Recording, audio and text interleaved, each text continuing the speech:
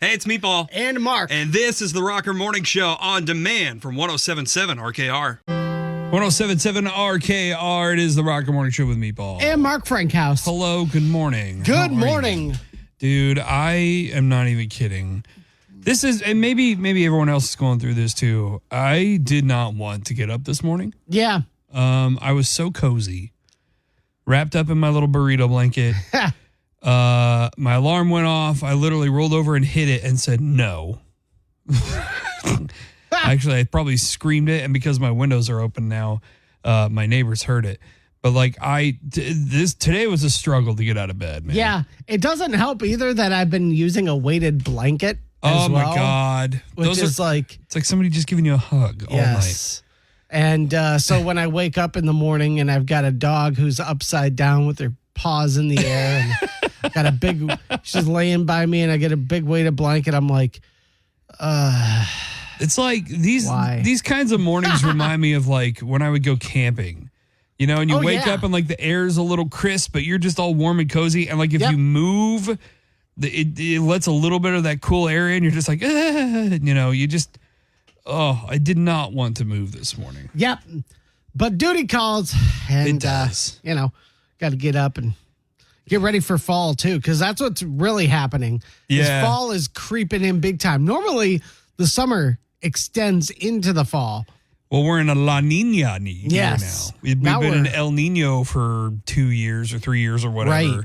So maybe this year it won't snow on Halloween. Well, I don't know. It's supposed to actually snow more this year. It's supposed to be a cold, wet winter. Okay. Well, that's good because last year on Christmas, it wasn't snowy. It was gray and 60 degrees out. And it was miserable. You were building dirt men. Yeah. Dirt ball men. Dusty the dirt ball. Exactly. Yeah, pretty much. No, I do love this time of year. This is just, like Saturdays and Sundays especially, like during this time of year, this is just you wake up and for whatever reason, it just feels like, I don't know, a Disney fantasy morning or something. Like you just expect birds to be chirping, and deer to be in your window with fresh flowers for a vase or something. I don't know. And work as the poison apple that's just staring you down the barrel like, come and eat me now. You're late for eating me. I mean, the good thing is at least on Fridays we have motivation to come in because we get beer. Right, exactly. I think that day's not so bad. But man, referring to Monday through Thursday now as the poison apple of the week, I think that that is now what I'm doing the rest of this fall. 107.7 RKR, it is the Rocker Morning Show with Meatball. And Mark Frankhouse. All right, picture this, Mark. You're out on the golf course. You're stepping into the back nine. And for some reason, you had Skyline chili for lunch. And all of a sudden, you feel it start brewing. Things are not going well. And then it happens. It comes down to it.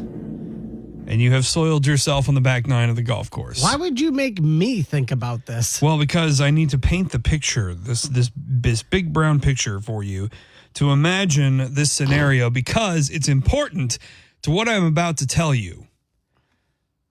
This apparently has become such an issue with people pooping their pants at an Ohio golf course that this course is now, this is not a joke. This course is legitimately offering a service to deliver you fresh underwear, shorts, and wipes if you soil yourself on the course. What the hell is wrong with people? I don't know. Good Lord, this is basic elementary stuff, people. Well, if you think about it, too, and I don't know how much time you spend on a golf course, but, like, it's not like they're putting porta potties and bathrooms, way out on the course. Like, if you got to go, you come back to the clubhouse and then you go back out, right? So this course in Ohio, it was alleged by a few people that this service was being offered, but nobody really had any proof. Well, Mr. Rick Golfs on Twitter, he posted a photo from this course. And it's an image that says, "Oh crap. This is a real thing in the clubhouse, I guess. Oh my God. Oh crap, it happens. If you have an accident and need wipes, underwear, fresh shorts, we got you covered. Give us a call and we will discreetly get these items to you. And then it gives a phone number to call. So if you're out on the course and you mess your pants, this number is actually there and available for you. And I actually called this number. I got a very nice gentleman on the line. And I said, hey, I'm sure you're getting this call a lot lately, but can I confirm that this is a real service you offer at this course? And he goes, yes, it is. I was like, how often do you have to use this? And he goes, let's just say it's necessary. So that is. Yeah. This is apparently at Sable Creek Golf Course in Hartville, Ohio. I can't even handle this right now. Like, this is just freaking embarrassing. There are toddlers who can freaking use the bathroom properly. Well, and you got grown-ass men crapping their pants because women definitely are not doing this. I mean, this is a bunch of dudes. It's a lot of exertion, when you're out there, especially if you're an old retired person, and like, I don't know, you've really physically exerted yourself throughout the years. I don't know, man. I'm just saying. I wish you wouldn't have. I wish you wouldn't have said everything you just said the last 4 minutes. This is also a cautionary tale. Like if you want to avoid this place, you want to avoid, maybe the smelliest golf course apparently. Go to the damn bathroom when you need to. It's time to turn up your dials and tune out the traffic because we're playing the Daily 5 on the Rocker Morning Show. Testing the mental magnitude of your favorite morning monkeys on the radio. And now, your hosts for the Daily 5, Meatball and Mark Frank House. It is the Daily 5 where Mark and I ask each other questions. The other one answers. Today, I'm asking the questions. Mark is answering. Mark, you have some help on the line today from our good friend Kevin. Good morning, Kevin. How are you? I'm doing great. Awesome, Kevin. You got to help me get 3 out of 5 questions correct. If you do, we'll take the 2-1 lead. If not, Meatball will take the 2-1 lead. All right. Here we go. Question number 1. This is animals. In Europe, what creature symbolizes good luck? Is it a fox, a ladybug, or a magpie? Fox, a ladybug, or a magpie? Which one symbolizes good luck?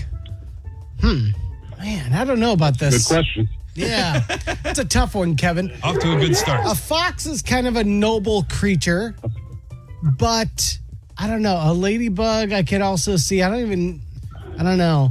A magpie is funny because it's freaking loud and chirpy.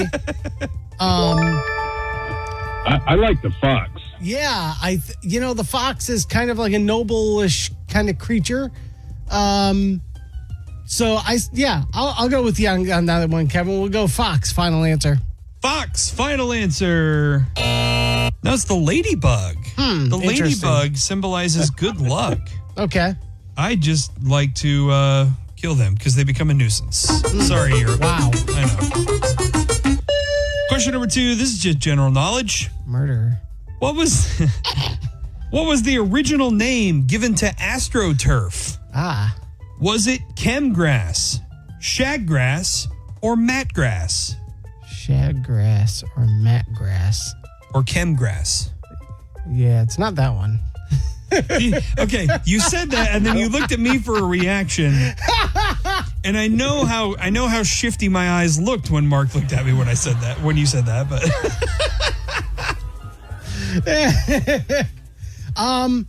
I think shaggrass, isn't it? I feel like I've heard that term before. What do you think, Kevin?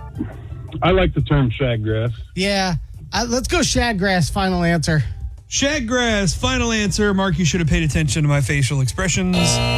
It was definitely chemgrass. Wow. That's really funny. I totally thought that was a made by Meatball creation. That would have been my last choice. Right. Okay. All right, got to run the table here. Question number 3 has to do with food. Okay. Which one of these statements is true about lemons and limes? Both have variants that turn red when they turn ripe. When their juices are combined, they actually create a radioactive reaction, or lemons float and limes sink. It's lemons float and limes sink. You're sure of that? Positive about that. I literally just read it yesterday. Did you really? Yes. Final answer. Kevin, did you read this? Did you read this yesterday as well?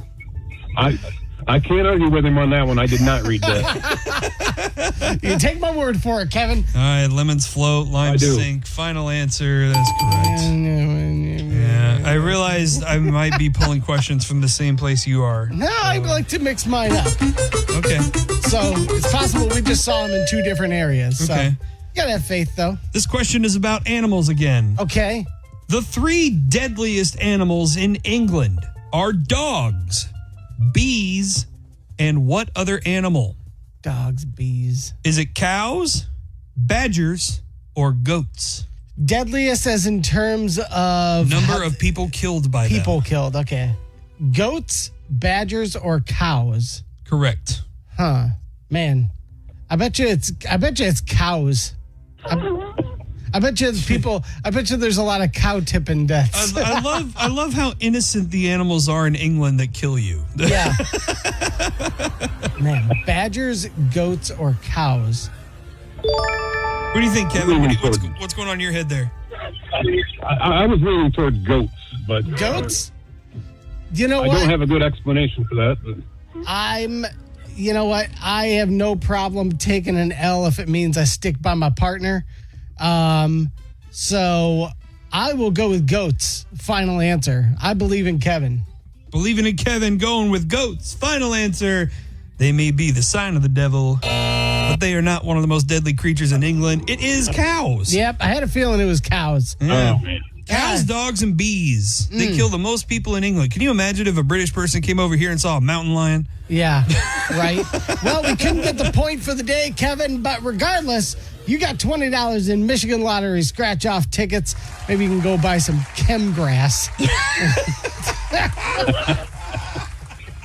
Just put it out in your yard. Probably won't get me much for $20. Dedicated to meatball, just a corner, just a piece of square Chemgrass. Nice. Right. Well, Kevin, thanks for hanging out, Kevin. Appreciate you, man. Thank you. 1077 RKR. It is the Rocker Morning Show with Mark Frankhouse. And I'm Meatball. There is a guy who is doing everything within his ability to bring back one of the most historic ballparks in the history of major leagues. The original Yankee Stadium. No. Oh, okay. No, Tiger Stadium. Oh, okay. Something about, well, you never went to Tiger Stadium before. I never did, no. You've been to Comerica. We went to a couple of games there. Mm-hmm. And there's something about Tiger Stadium that I recall because it's been, gosh, I think the last time I was in Tiger Stadium was in 2000, maybe 2001. Okay. My brother, I think, was the last person, him and the team he was on, were the last team, if I believe, to actually play a game of baseball in Tiger Stadium. Oh, that's cool. Because for a while they had still run like independent games out of there, but the Tigers had already moved to Comerica Park. Right. And there was just something about Tiger Stadium that you felt that energy there, and you just don't feel that at Comerica. It's a pretty park. It's nice. You know, Yeah. it is. It's some of laid that out is, well. I mean, some of that is, those built up memories and the nostalgia and right. those things, because especially for a park like that where you have gone to, dozens upon dozens of games. So you're like, I was there when this happened. I was there when this Exactly. happened, And like, I didn't grow up around big ballparks. We had minor league parks. Right. But I still have some of those memories. Like, the old Lawrence Dumont Stadium in Wichita, like that's where True. that's there are a lot of memories in that park, but it was old, it was falling apart. They built a new one, and it is what it is. Yeah. So this guy is actually trying to start a petition to get Tiger Stadium rebuilt. I don't think it's going to go far. No, I love the passion because he's super passionate about this. He said, over the last few weeks, I've been in deep thought in how to get our Tiger Stadium back. The first thing that popped into my mind was to find a lot of people with big mouths to drop big hints wherever they can, despite what the doubters the fools say, yes, Tiger Stadium can be rebuilt, but it's going to take time and a lot of word of mouth conversations. I think it's going to take a lot more than that. Yeah. Because first off, you have to get a hold of Tigers management and let them know that, hey, you know, the millions and millions of dollars you invested on this thing 25 years ago. Yeah. Yeah, we're going to throw that in the garbage and we're going to invest millions and millions of more dollars rebuilding a stadium that was just not suited for today's world. Would it be specifically for the Tigers to play in it again? Because I mean, you could rebuild a replica and like have, you know, other baseball tournaments and games and teams and stuff play there and still have Comerica Park, I think. He really wants Tigers to play back at Tiger Stadium. Okay, my second question then is, would it be the same? Right. That's kind of my mentality there too, because here's the problem. He wants it back in Corktown, which I'm not opposed to. I would prefer Corktown, easier to get to. Sure. The problem is the Detroit Police Athletic League has its new headquarters there, and there's already a baseball diamond on the site. Yeah. And I feel like, you know, they tried to get the grandstands at least saved for that ballpark, but, you know, that didn't work. It just wouldn't have the same feel because the whole thing is like this guy misses the nostalgia and the feeling, you know, of being in that ballpark. Yeah. And I understand that, but like, look at it this way. Think about, you know, fans in New York that got new Yankee Stadium after old Yankee Stadium. You know, it's still Yankee Stadium and there's elements of it that are similar, but it's not the same. Yeah. You know, you could feel that. The layout, was awesome. I loved the view. Right. It was super cool. And the design was beautiful. I get it. But it just in order to build that, you have to build it to modern code as well. Right. And modern code won't allow it to be built the way it was. It's not. I guarantee you, if by some miracle he got it to happen, immediately he would be disappointed. Yeah, probably. And this guy's never seen Pet Sematary, clearly. Because sometimes dead is better. 107.7 RKR, it's a Rocker Morning Show with Mark Frankhouse and Meatball, joined on the phone by a special guest who's been with us before. You know him from SNL, tons of different movies as well. Welcome back to the Rocker Morning Show, Kevin Nealon. Good morning, man. Hey, guys. Good morning, Kevin. How are you? I'm doing fantastic. Thank you very much. Absolutely. Well, it's good to have you back on the show, man. Oh, thank you. Thank you. You guys are always so fun. You know, you're full of energy. You're full of laughter and mirth. Awesome. We're wanting to talk about your series, Hiking with Kevin. And I was telling somebody about it, and I said, well, it's kind of like comedians in cars getting coffee, except there's no cars, you're climbing a mountain, and you barely have water. And there's no coffee. Yeah, there's no coffee. When you started this, was that kind of the idea, just to kind of go hiking with your friends and talk to them? Yeah, that was basically it. I think it's a great venue to have a talk show. It's more of it's kind of a casual chat show, hiking chat show. And I was actually hiking with a friend of mine. This gave me the idea, Matthew Modine, and we were so out of breath hiking up this canyon, and you could barely understand what we were asking each other. Yeah. And I thought this would be a funny interview right here, where we're both so out of breath. Like Matt, we first came to Los Angeles, and so I videotaped that, just holding the camera in my hand, and I posted it on Twitter, and there was a great reaction to it. So I thought this would be kind of fun to do every week with a different celebrity. So that's what I started doing. I didn't realize how long you had been doing it, because I'd seen some of the episodes. Like I saw the one where you and Jack Black went looking for the Batman cave up in the Hollywood Hills. Yeah. Do you run into that issue, especially when you're hiking out there, you know, in the Hollywood area, of, you know, people recognizing you and who you're with and stopping you all the time? Not all the time. I tend to go do my hikes on the weekdays, so there's not a lot of people there. Gotcha. But, you know, you mentioned Jack Black. We couldn't go like 20 yards without somebody wanting to stop and get a selfie. Until we got up a little bit higher. There weren't that many people. But yeah, I did half of the hike by myself. And you've done well over 100 episodes of this show with some of the biggest celebrities, some very close friends, some you just met. And I know it's kind of meant to be a little silly and fun, but when people are physically exerting themselves like this through exercise, do you feel like you get things out of them that any normal talk show might not get? Oh, that's a good question, man. Yeah, absolutely. That's one of the fun things about these hikes is people are so disarmed because it's outside and there's no audience and there's no bright lights shining on them or big cameras in front of them. And, it's just kind of makes them feel like they're not performing. Mm-hmm. And so, yeah, I get a lot of that stuff happening. Was hiking something that you've always enjoyed doing or something that you picked up later in life? It's something I always enjoyed doing. I used to live in Germany when I was a kid, and there's a lot of great hiking there. And I never really stopped. And Los Angeles has got all these canyons in Malibu and L.A. and, up to Santa Barbara. So there's so much great hiking here. Yeah. And it's not like I'm a serious hiker where I have like these big hiking boots and a stick. And, it's a lot of it's sometimes flat, and it's in the canyon. And I try to find the trails that are covered in trees, canopies, because it gets so hot sometimes. Sure. Oh, well, again, the book is I Exaggerate, Brushes with Fame. That is out now. New season of Hiking with Kevin, dropping episodes weekly starting back up November 21st. And again, you have dates at Royal Oak this Thursday, Friday, and Saturday. You can get tickets now, kevinnealon.com. It's always great to talk with you. Glad to have you back on the show again. And enjoy your time in Michigan this week, man. Thanks, man. I'm really looking forward to it. I always love those crowds there. This is just a clip of the full interview that we had with Kevin. Tell you what, we had a lot of fun with this dude. Make sure to download the full thing by clicking the on-demand button on the 107.7 RKR app right now. Out of the deepest corners and the darkest ends of this world. From the Michigan Dogman to Bigfoot, the melonheads of Allegan County, and people from Ohio. This is Weird Ass Wednesday.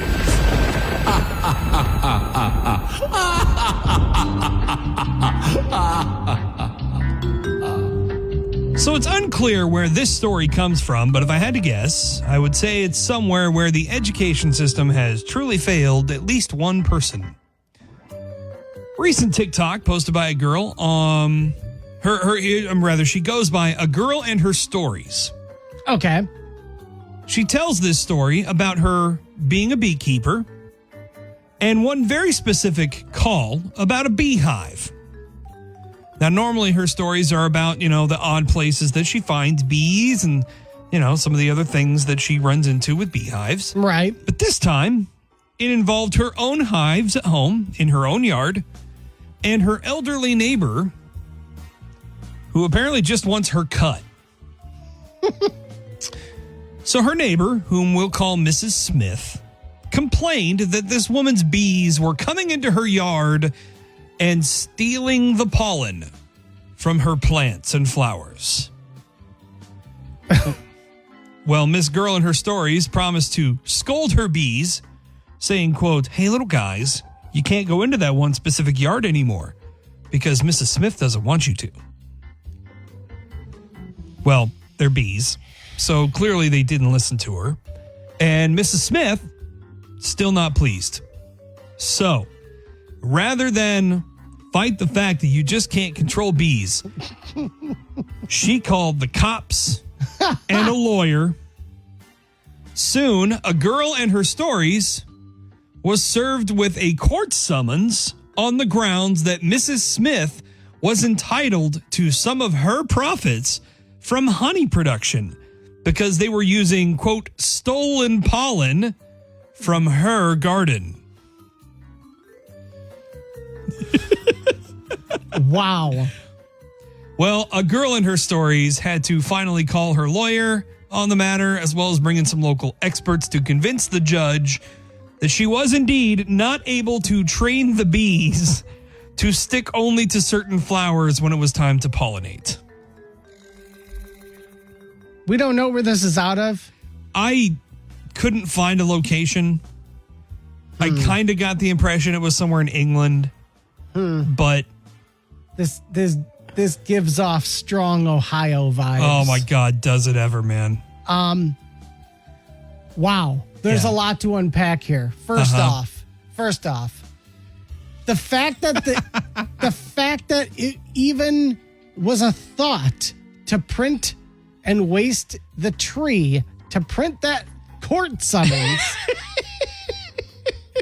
really makes me feel like whatever kind of judicial system is going down over wherever this happened. Yeah. They're one step away from anarchy. Can you imagine getting that call and request from a client and just being like, oh, do I really want to take this?